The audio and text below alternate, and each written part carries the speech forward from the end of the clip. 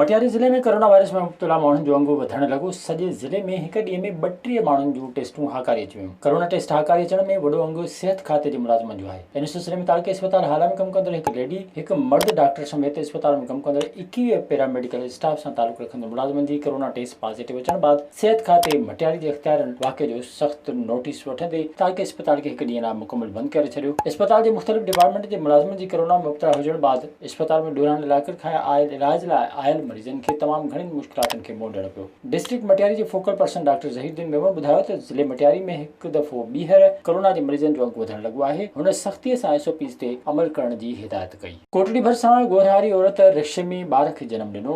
वक़्ति सिर तिबी इमदाद न मिलण करे ॿारड़ो फोत थी वियो। साइड कोटड़ी जे खड़ा कॉलोनी वारे इलाइक़े जी रहवासन बशीरा ज़ारा अलॻि बचाव खोसू खे डिलीवरी लाइ बिलावल मेडिकल अस्पताल लांदो वियो, जिते डॉक्टरनि खेसि दाख़िल करण बदिरां सिविल अस्पताल हैदराबाद खणी वञण लाइ चयो। जंहिं बाद नारी खे वारिस वापसि घर वठी वञी रहिया हुआ त नारी रस्ते में रिक्शा में ॿार खे जनमु ॾिनो। ॿार खे वक़्ति सिर तिबी इमदाद न मिलण करे हू उते ई फोत थी वियो। चिंबड़ रोड फाज़िल स्टॉप ते पाणी जो टैंकर ड्राइवर जे कंट्रोल मां निकिरी पर्ल डस्ट पती जी कंपनी जे मुलाज़िम मथां टड़ी वियो, जंहिंजे नतीजे में टंडो अलियार शहर जे मीरवा रोड जो रवासी 35 वरनि जो इमरान कामखानी मौके ते फोत थी वियो, जॾहिं त टैंकर जो ड्राइवर फरार थियण में कामयाब थी वियो। पुलिस वाक़े वारे हंधि पहुची टैंकर ऐं मौजूद क्लीनर खे पंहिंजी तहवील में वठी लाश खणाए सिविल अस्पताल टंडे अलियार पहुचायो, जितां ज़रूरी कार्रवाई बाद लाश वारसनि हवाले कयो वियो। लाश घर पहुचण ते कोहराम मची वियो। कोरोना वायरस जहिड़े ख़तरनाक वबा सां फ्रंट लाइन ते विढ़ंदड़ डॉक्टरनि, पैरामेडिकल अमले ऐं ॿियनि माण्हुनि खे हिमथाइण ऐं खेनि ख़राज तहसीन पेश करण लाइ ज़िले इंतिज़ामिया शहीद बेनज़ीराबाद पारां क़ौमी अज़म जा 100 ॾींहं जे उनवान सां हिकु प्रोग्राम कोठायो वियो। इन सिलसिले में एडिशनल डिप्टी कमिश्नर शहीद बेनज़ीराबाद जुनैद हमीद समेत ऐं district health officer doctor Asif Raza Brohi PMC अस्पताल नवाबशाह पहुची कोरोना ख़िलाफ़ फ्रंट लाइन ते ड्यूटी कंदड़ डॉक्टरनि